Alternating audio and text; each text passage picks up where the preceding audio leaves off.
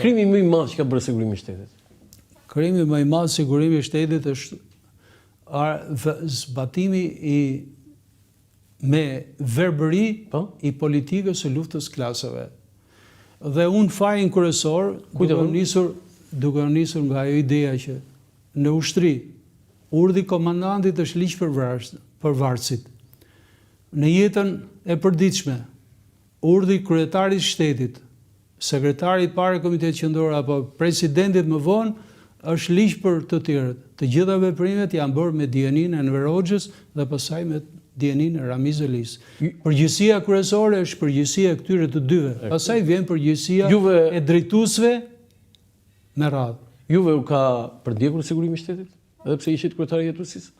Unë kam qenë në ndjekje të vazhdueshme sigurimi i shtetit deri në fund sa u largova dhe mbasi u largova. Unë ndjeja këtë. Si mos u largova në 92 që nuk kishim sigurim të shtetit. Si nuk ishte sigurimi i shtetit, po ata që ishin përgjegjës për atë periudhë ishin akoma në fuqinë e sigurimin e shtetit.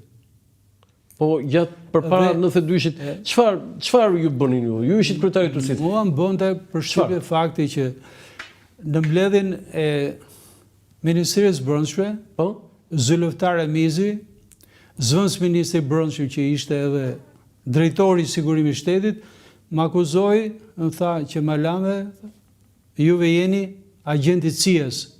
Juve sabotoni veprimtarinë e partisë të Pushtetit Popullor. Unë nuk të ndëgjoj ty, tha, unë kisha vajtur i deleguar i Komitetit. Cilin vit ishte kjo? Për zbulimin.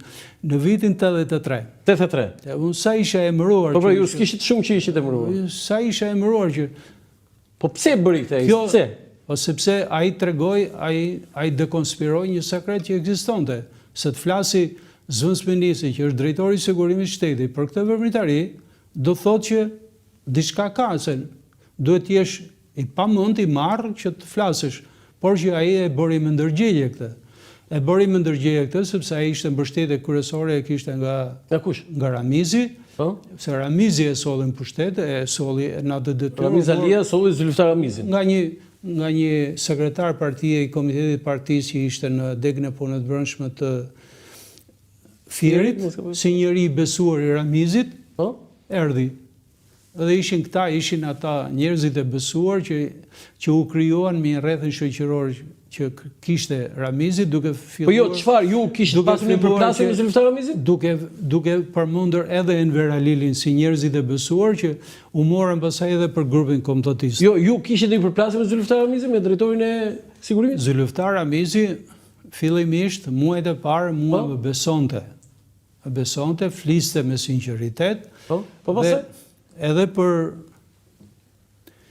për rastin e Mehmet Sheut. Ai më erdhi një herë në zyrë, e kam deklaruar edhe përpara, edhe e përsëris me qenë se u bë pyetja, e kërkonte të dinte për kufomat. Nëse mund të digjen çfarë pasojësh kanë kur përdoret acidi, nëse azgjësohen apo jo. Do të shkrinte kufom në acid? Aty kam krijuar idenë që ishte ajo veprimtaria që bëse për mendimin tim eshtrat e Mehmetit janë zhdukur. Po jo, u gjetën ato në te ure Beshirit. Është e vërtetë ajo që është deklaruar, por që unë do të rekomandoja për nderin e shtetit, edhe për respekt dhe familjes, edhe për krenarinë tonë shtetërore, të bësh ADN atyre. S'është bërë ADN? Nuk është bërë ADN. Bashkimi i gjetin përmjet rripit? Përmjet rripit, përmjet thoneve të tjera.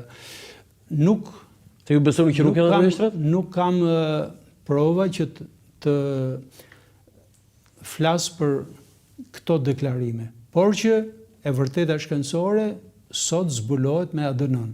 Dhe në rast se bëhet ADN-ja për Mehmet Sheun dhe për personat e tjerë që pretendohet se janë gjetur, atëherë do të jetë një dëshmi që do të nderojë të vërtetën. Po si tha ju ai që si përdoret acidi?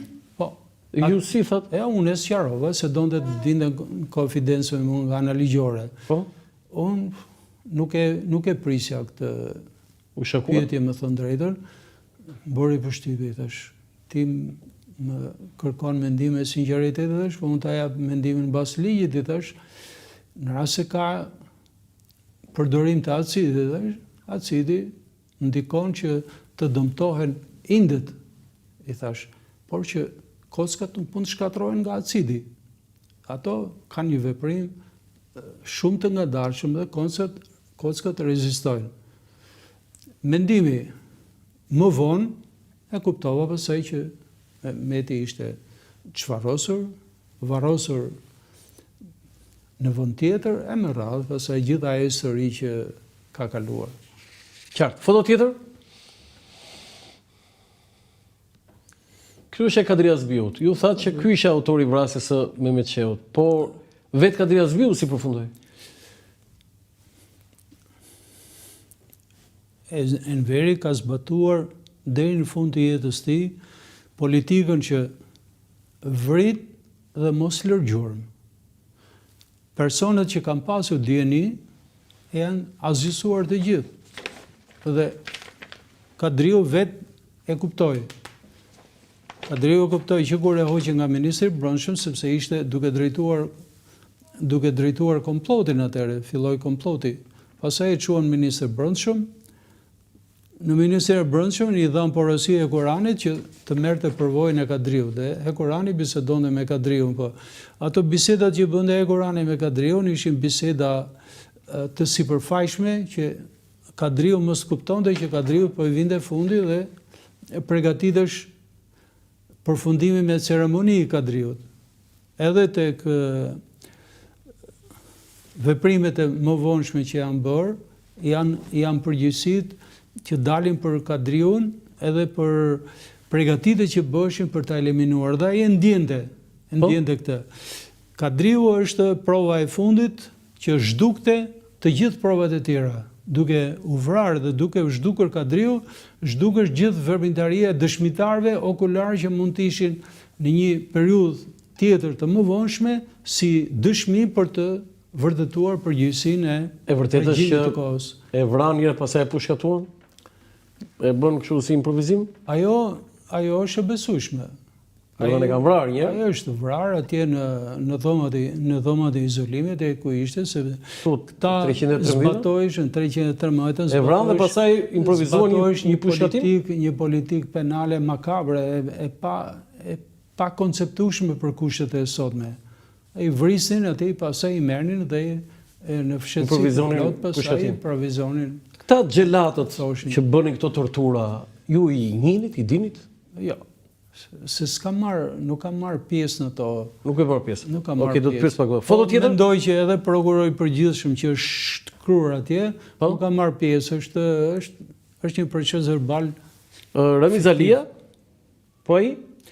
Araniti Çela me tjerë. Koçizoze ai. Koçizoze. Ja, gjithë ata që kanë qenë bashkëpunëtor kryesor të tij.